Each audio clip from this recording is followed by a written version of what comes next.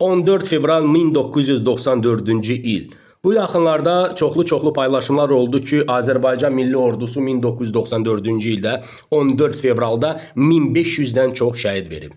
Təbii ki, mən bu informasiyaları araşdırdım və gördüm statistikaya görə doğrudur. Yanvar və fevral aylarında Azərbaycan Milli Ordusu doğrudan 1592 şəhid verib. Allah şəhidlərimizə rəhmət eləsin. Amma bu itkilər bir gün ərzində olmayıb.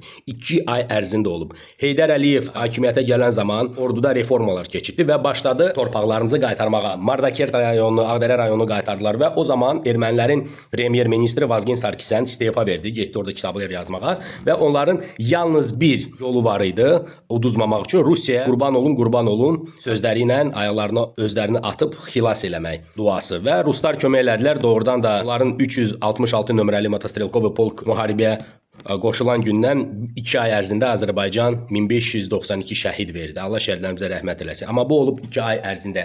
Yenə də deyirəm, mən səhv eləyirəmsə, tarixçilər dövlət müzakirələr keçirsin, araşdırma keçirsin və 14 fevralı matəm günü kimi elan eləsin. Mən bilmədən oturmuşdum Lənkəranda 14 fevral əmi oğluna kebab pişirirdim. Mən də bilim ki, matəm günüdür. Təbii ki, 20 yanvarda necə ki, Xocalı faciəsi günü, necə ki, 27 sentyabrda həmin gündə Şəhidlər Xiyabanını təbii ki, ziyarət eləyərəm və hələlik Azərbaycanın statistikasına görə ən böyük itkilər verdiyimiz gün Xocalı faciəsi sayılır. Hələlik budur. Allah şəhidlərimizə rəhmət eləsin. Sağ olasın.